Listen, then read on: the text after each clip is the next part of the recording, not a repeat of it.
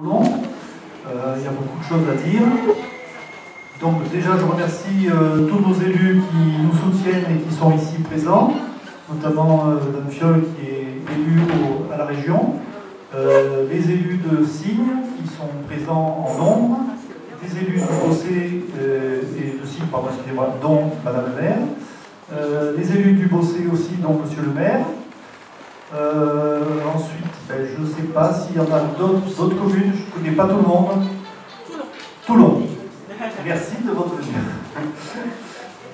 Donc, oui, Bandol.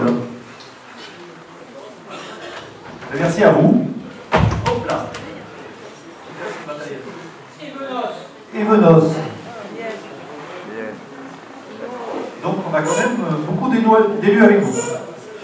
Donc, nous allons commencer en fait par vous présenter rapidement l'enquête d'utilité publique, la phase, donc la phase légale dans laquelle nous sommes. C'est Thierry qui va faire ça. Ensuite, j'essaierai de faire le plus court possible, le plus rapide possible, pour vous présenter une analyse que l'on a faite de l'avis de l'autorité environnementale. Vous ne savez pas, mais pour présenter un dossier comme ça, SNCF Réseau fait un gros dossier. Il y a plus de 400, 500, 600 pages. Donc c'est très lourd. On ne les a qu'au début de l'enquête publique, donc qu'à partir du 17 janvier. Elle n'était disponible qu'à partir du 17 janvier. Et du coup, on s'est beaucoup basé sur cet avis de l'autorité environnementale pour se forger un avis sérieux et sur des éléments sérieux, eux aussi. Donc, voilà le déroulé. Et après, vous pouvez prendre la parole, poser des questions, il n'y a pas de problème. Bonsoir à tous.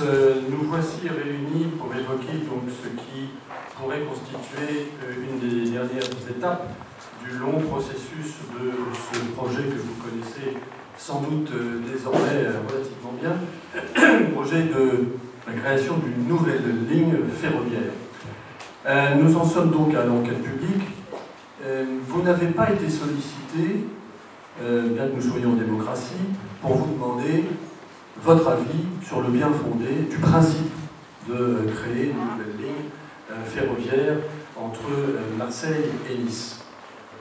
Désormais, vous allez être, pour ceux qui le souhaitent, et nous vous le conseillons et nous le demandons vivement, de se manifester lors d'une sorte de plébiscite pour ou contre en fait ce projet qui est un projet global. Il s'agit dans un premier temps des phases 1 et 2 pour les gares souterraines, dont la souterraine de Marseille, RER Est-Ouest de Toulon, et une gare supplémentaire à Nice. Mais, et ça il ne faut absolument pas le perdre de vue, que ce soit au niveau de la population ou aussi des élus, dont certains ne semblent pas avoir compris l'importance de la globalité de ce projet, phase 1, 2, 3, 4, pour la commune du Bossé par exemple, et le secteur de Sud-Saint-Môme, et c'est essentiellement phase 3 et 4. Mais ces phases-là, 3 et 4, font partie d'un projet global. L'actuel ministre délégué au transport l'a d'ailleurs rappelé dans son courrier au président de SNCF Réseau le 7 juin de l'année dernière, à savoir d'accélérer le mouvement pour les phases 1 et 2 et d'engager les études, les analyses sur le terrain pour les phases 3 et 4, ainsi que la réserve foncière. Donc il s'agit bien d'un projet global. Ne pas lutter dès maintenant contre les phases 1 et 2, parce qu'elles ne concerneraient pas directement le secteur dans lequel nous évoluons, serait une grosse erreur, parce que ensuite, eh bien, évidemment, entre Marseille et Nice, il y aurait plus de facilité pour faire l'intégralité de cette ligne. Alors en quoi consiste cette enquête publique? D'abord, qu'est-ce que c'est? Eh bien, comme son nom l'indique, c'est une enquête faite par plusieurs commissaires enquêteurs, et j'ouvre une parenthèse pour vous signaler que nous avons ce soir, au sein de cette salle, un ancien commissaire, et qui pourra répondre à certaines de vos questions concernant précisément le déroulement de l'enquête, si vous le souhaitez, bien entendu. Enquête, donc, pour recueillir vos avis, les personnes intéressées, de se manifester. Comment? Vous avez possiblement reçu, et si ce n'est pas le cas, nous sommes à votre disposition pour vous les transmettre, les informations techniques pour vous manifester, soit directement en vous rendant dans certains lieux, le plus près étant la mairie de Saint-Cyr en ce qui nous concerne, soit par internet, soit par courrier, etc., pour manifester votre avis sur l'intérêt de ce projet, votre avis et vos suggestions éventuelles sur ce qu'il y aurait à revoir, à contester complètement, en tout ou partie.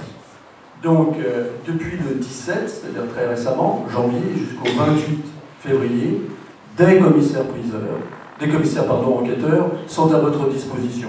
Ce sont des gens qui ont été déclarés sur une liste du tribunal administratif, aptes à cette fonction.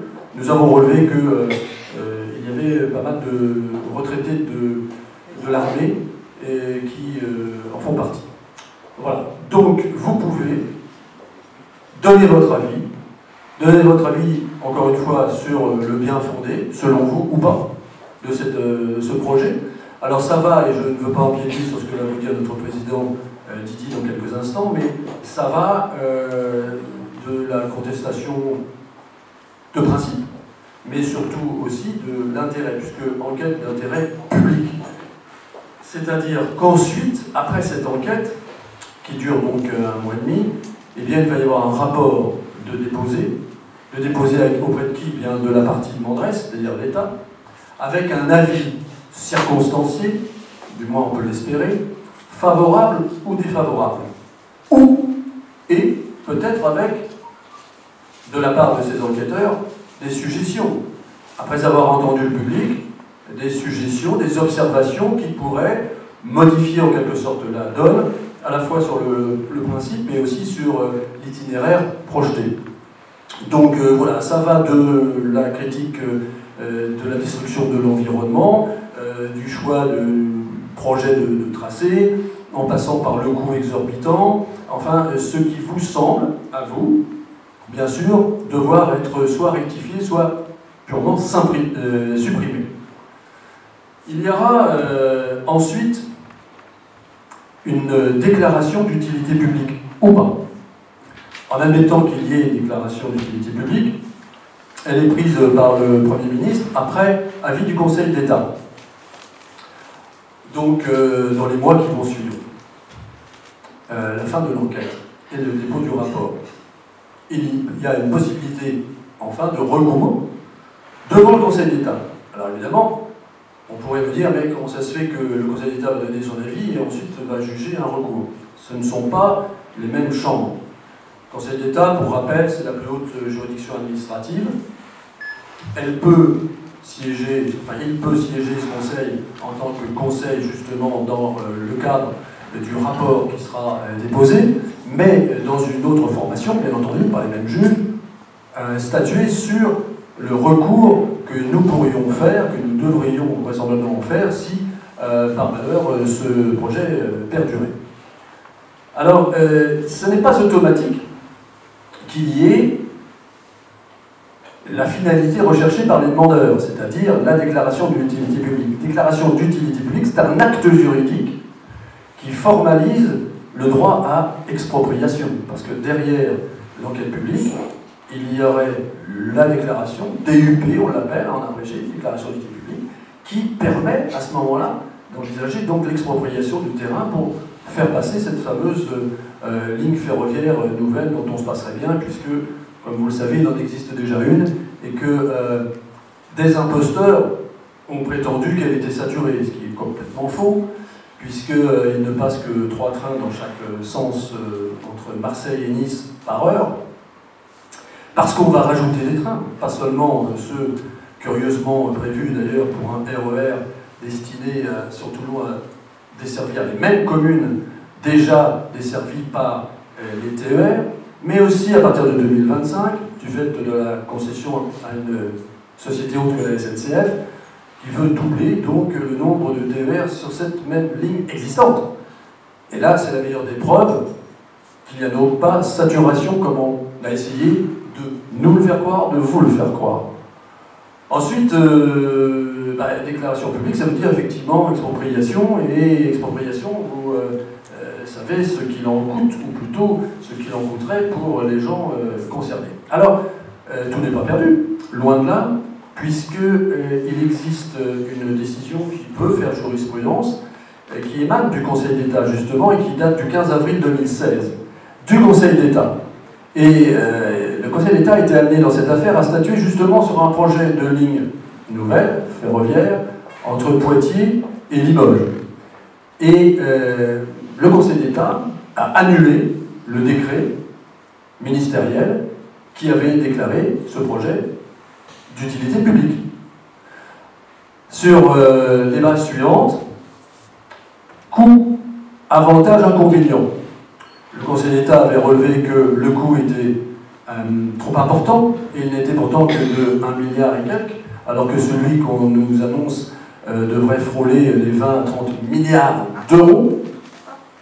Excusez du peu lorsque un État comme la France est en déficit colossal, car vous verrez que l'argent ne vient pas de nulle part, il viendra de votre poche. Il viendra de votre poche, il viendra de celle de vos descendants, puisque naturellement, il faudra payer ces milliards dans de nombreuses années. Donc le Conseil d'État, dans une précédente affaire qui remonte à 2016, a annulé la déclaration d'utilité publique, ce qui pourrait très bien arriver dans notre cas d'espèce. Trop d'inconvénients, destruction de l'environnement, coût social, etc., par rapport aux petits intérêts prétendument avancés. Et l'affaire est donc tombée à l'eau. Ça me sert de transition aussi pour revenir sur le coût. Le coût, il faut que vous sachiez que récemment, l'actuel gouvernement a décidé de la création d'un établissement public local appelé Société, je cite, de la ligne Nouvelle-Provence-Côte d'Azur, qui va être créé à la demande des collectivités afin de percevoir une fiscalité locale dédiée au financement du projet. Une ordonnance, je cite toujours, en ce sens est actuellement en cours d'examen au Conseil d'État et devrait être publiée au printemps, a précisé Matignon. C'est-à-dire que on veut vous faire payer, ainsi comme je le disais, votre descendance, pendant des années, le financement de ce projet. Et ce, que vous soyez directement concerné en habitant et éventuellement en profitant, entre guillemets, de cette nouvelle ligne, alors qu'il en existe une déjà, ou pas. C'est-à-dire que les gens qui habiteront à 100 km, par exemple, de la dite ligne, si elle se fait, devront payer aussi une taxe. Les Français se plaignent, à juste titre, d'être très taxés, et bien, l'État n'en a que faire parce qu'il envisage, enfin le gouvernement actuel en tout cas, envisage nettement donc de vous imposer encore pour ce procès infondé, injustifié. C'est en tout cas ce que nous considérons, que vous vraisemblablement considérez aussi du fait de votre présence est là, et nous serons naturellement tout à votre disposition pour répondre à vos questions.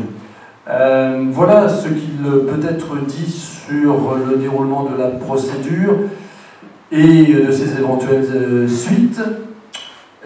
Ma conclusion, avant de donner donc la parole pour être plus précis sur le découpage des critiques à formuler éventuellement à Didier, c'est ce petit slogan que j'ai trouvé, à savoir aidez-nous, aidez-vous surtout pour sauver votre environnement, sauver votre argent et celui de vos descendants. Je vous remercie de votre attention.